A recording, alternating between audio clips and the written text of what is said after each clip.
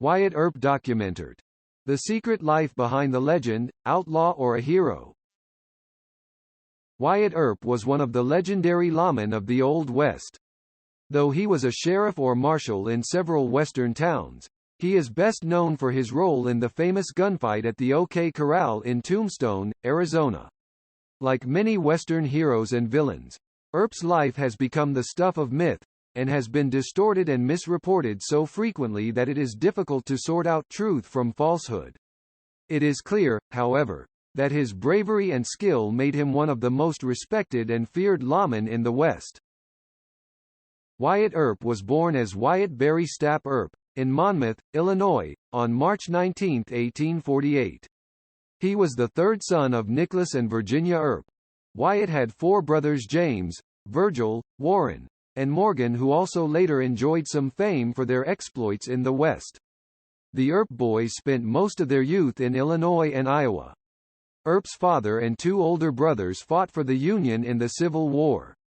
EARP too tried to enlist but was sent home by his father. As the end of the Civil War approached, the boys moved west with their parents to San Bernardino, California. For a time, Wyatt worked as a stagecoach driver, making runs from San Bernardino to Los Angeles and across the desert to Prescott, Arizona. In 1868, he and his brother Virgil handled mule teams grading the railroad bed for the Union Pacific Railroad. A smart and enterprising young man, Wyatt soon bought his own mule team for grading and hired himself out to the railroad, earning himself $2,500. Wyatt and Virgil then rejoined the rest of the EARP family, who had returned to Illinois. Wyatt soon relocated to Lamar, Missouri, where he married his first wife, Urilla Sutherland. In February 1870, just 1 month after his marriage, EARP won an election for the position of town constable, his first job as an officer of the law and his only elected post. But Wyatt didn't stay long in Lamar. When Urilla died of typhoid fever, the disheartened EARP became involved in a scandal. He was suspected of stealing public funds and was charged with horse theft.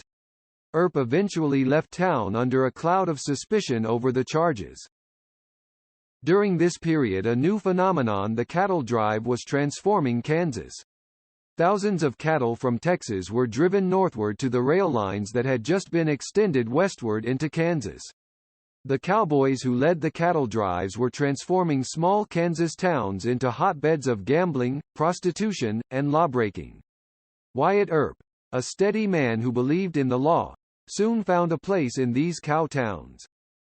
Wyatt's first taste of cowtown peacekeeping came when he helped settle a dispute between the Ellsworth, Kansas, town marshal and a group of rowdy Texans who were preparing to shoot up the town.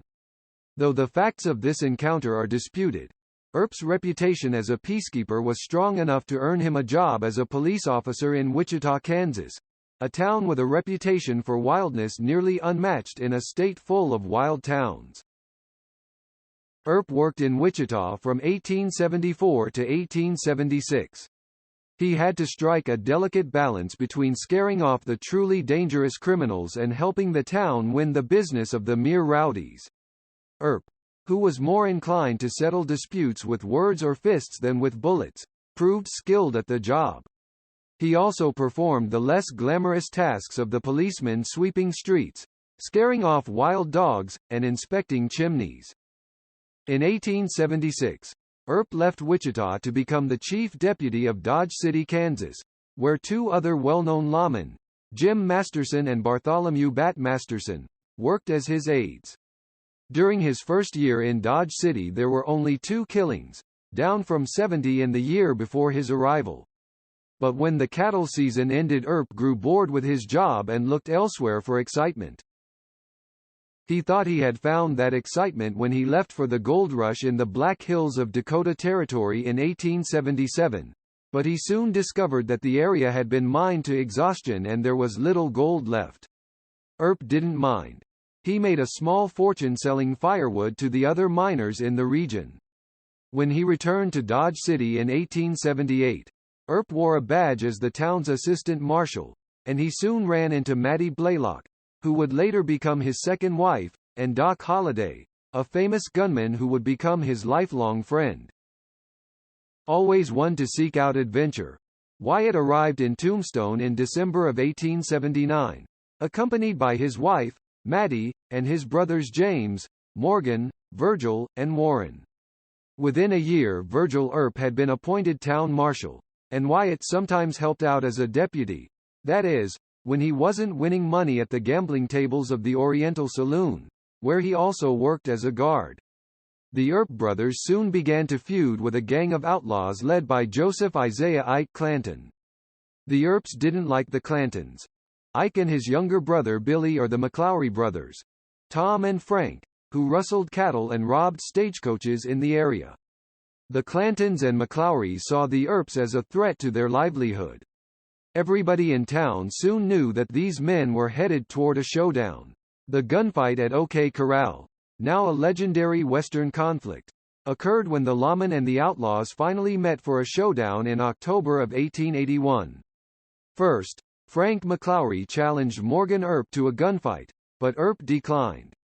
Then the Earp's friend, Doc Holliday, got into an argument with Ike Clanton in a saloon on the afternoon of October 25, 1881, but neither man resorted to violence. Still seething, Ike Clanton waved a gun in town and made threats against the Earps and Holliday. Sensing trouble, Virgil Earp deputized his brothers Wyatt and Morgan, as well as Doc Holliday, and the men arrested Clanton for carrying guns within the city limits. Clanton was fined and released.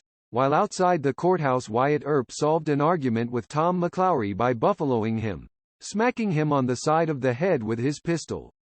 Still, the Clantons and McLaurys were not ready to give up. Later in the day, they gathered near a horse stable known as the OK Corral. The Earp brothers and Doc Holliday, who had heard rumors that the outlaws were planning revenge, approached a vacant lot on Fr. Mont Street, where the outlaws awaited them. There the enemies stood, face to face, just feet apart, each waiting for the other to make the first move.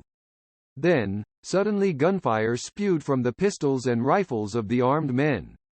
Within a matter of minutes, Frank and Tom McLaury and 19-year-old Billy Clanton were dead, and every one of the lawmen was injured except for Wyatt Earp. Ike Clanton escaped without harm when he ran for the safety of a nearby building.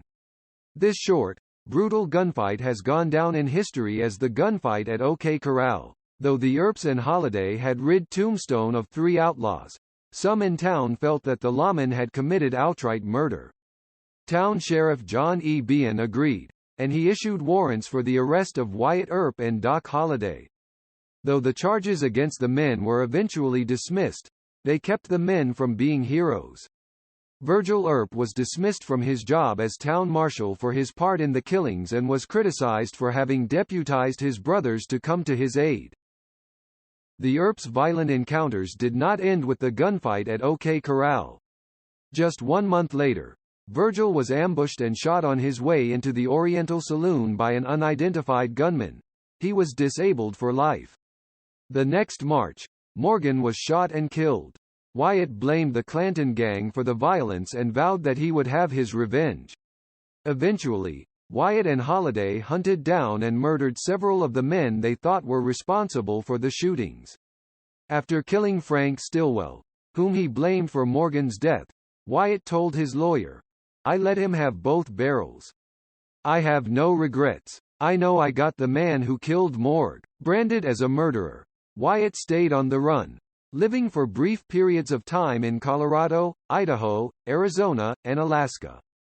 Though not a great deal is known about his life during this time, historians believe that he gambled, sold real estate, and raised racehorses. In 1888, after Maddie Earp died, Earp married his longtime girlfriend Josephine Sarah Marcus. The aging gambler and lawman eventually settled in California, where he died on January 13, 1929, at the age of 80, having outlived every one of his 4 brothers. Wyatt Earp became a legend during his own lifetime, and he was portrayed both as a hero and a murderer in the many accounts of his life. Goodbye Wyatt Earp. Thanks for watching.